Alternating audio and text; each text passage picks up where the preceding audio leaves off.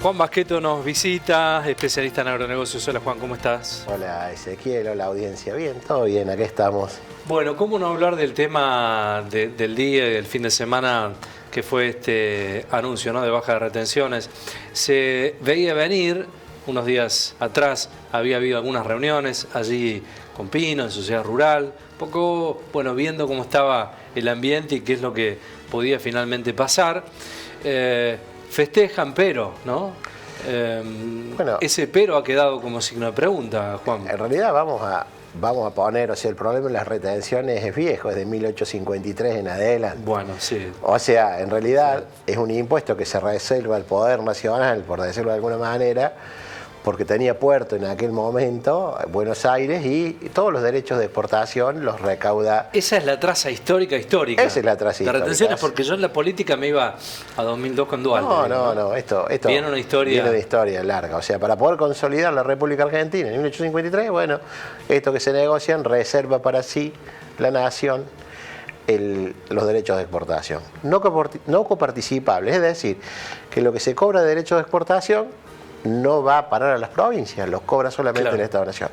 1853, Juan. Sí, o sea que digamos que tiene larga data. Si tenemos historia en la Argentina, te reclamos. O sea que las retenciones, desde ese punto de vista filosófico, no deberían existir porque no se reparte con las provincias. Segundo punto, ¿cuándo se ponen retenciones? ¿Cuándo un país pone retenciones? Cuando los precios internacionales están muy altos y teme que los precios locales pueden subir. Por ejemplo, si el maíz estuviese muy caro, si la soja estuviese muy caro, en contexto internacional, ahí aplican retenciones para que no suba tanto, por ejemplo, los que son insumos básicos para la producción de carne. Otra cosa que no pasa, los precios históricamente son muy bajos. Así que no tiene sentido que existan las retenciones. Yo partir de este punto de vista filosófico y que deberíamos, y de política económica, que no deberían existir porque es un impuesto inequitativo, regresivo, porque el más chico paga, o sea, todo el mundo paga el derecho de exportación. En realidad se lo descuentan los precios de los productores. Sí. No importa el tamaño. O sea que bueno, ¿Y qué experiencia hay en el mundo con este esquema de retenciones? Digo, a ver, es un instrumento de política económica que se usa. De hecho, Estados Unidos, aranceles, no es más ni menos que esto. Claro. ¿Sí? Derechos de exportación y derechos de importación. Algunos más o algunos menos, casi nadie, casi ningún país en el mundo castiga la producción agropecuaria. Claro, eso es lo llamativo, ¿no? Entonces, bueno, acá en Argentina se ha decidido esto y habría que eliminarlo de raíz. Ahora bien, ¿qué es lo feo de todo lo que está pasando? Es que no hay previsibilidad.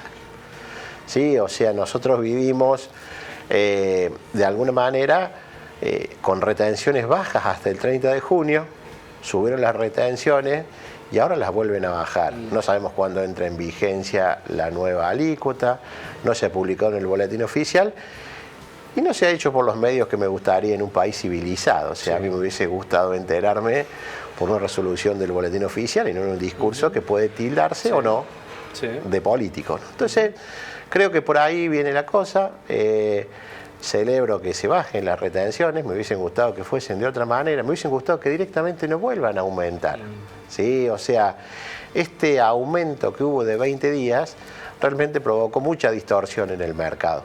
Entonces, esto no debería volver a ocurrir. Si las retenciones bajan, que sean por un periodo definitivo así, también es otra cosa para festejar porque no deberían existir. Pero bueno, la improlijidad, la verdad que eso, a quien trató de hacer las cosas bien, ¿sí? Tomar coberturas, hacer como corresponde para no trasladar este riesgo-precio y no esperar que de alguna manera una mano termine salvándolo al productor agropecuario, bueno, lo que ocurre es esto, ¿no? O sea que aquel que trató de hacer las cosas bien hoy se ve en una situación desventajosa con aquel improvisado, ¿no? O el que no hizo nada. Eso realmente molesta un poco. Cuando tengamos algún momento, ponemos una placa que habíamos hecho una comparativa histórica de Dualde a la fecha respecto a los porcentajes para analizarla con Juan. Claro, este contexto se explica, y hablábamos con algunos productores rurales, por la idea de un comienzo, ¿no? Que se busque finalmente la retención cero. ¿Tenés alguna expectativa en función a la continuidad de un plan que agrupe a esa cuestión? Mira, allí vamos a ponerlo en placa completa si podemos. Fíjate, Juan, retenciones al campo con Dualde en 2002, y allí están los porcentajes, ¿no? Solo en amarillo pintado con la instancia de Macri en 2015, 2018 con el 0%. Pero fíjate la variable que han tenido las retenciones en estos cortos años de estos últimos 20 y pico de años en la Argentina, ¿no? Sí, o sea, en algún momento en época de Alfonsín tuvimos retenciones más caras, inclusive, pero a ver, esto es una cuestión que debería desaparecer de cuajo, ir a un esquema tributario que tienda a ser más equitativo, más progresivo, que pague más el que más gana, que pague el que gana, porque en esto de las retenciones pague el que gana o pague el que pierde, ¿no? O sea, va a pagar el mismo porcentaje o va a sufrir el mismo descuento de precio aquel productor que le fue espectacular en su cosecha, que aquel productor que tuvo un quebranto, ¿no? O sea, él no importa, él va a dejar en el Estado, en este caso, el 26% del precio de la soja o el 9,5% del precio del maíz. Entonces, esto se torna totalmente injusto, ¿no? Realmente uno cuando busca un esquema impositivo tiene que cumplir ciertos requisitos. Y es la igualdad entre los iguales, la equidad es el que priva, ¿no? O sea que tiene que ser igual entre los iguales. Y tiene que ser progresivo, aquel que más gana, que más pague. Esto es lo que son las economías mundiales o lo que uno tiende, ¿para qué? Para poder redistribuir la riqueza. En este impuesto, evidentemente, es al revés, es regresivo, ¿no? Al pagar todos iguales, es como que la parte que menos tiene sostiene la parte que más tiene.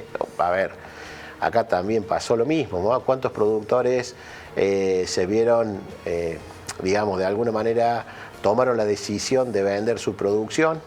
Se quedaron en pesos porque, bueno, evidentemente quizás su estructura financiera no les permitía comprar dólar MEP y todas estas cosas, porque a lo mejor no están acostumbrados, no tienen la estructura, y se quedaron con pesos mientras veían, por ejemplo, cómo el dólar aumentaba.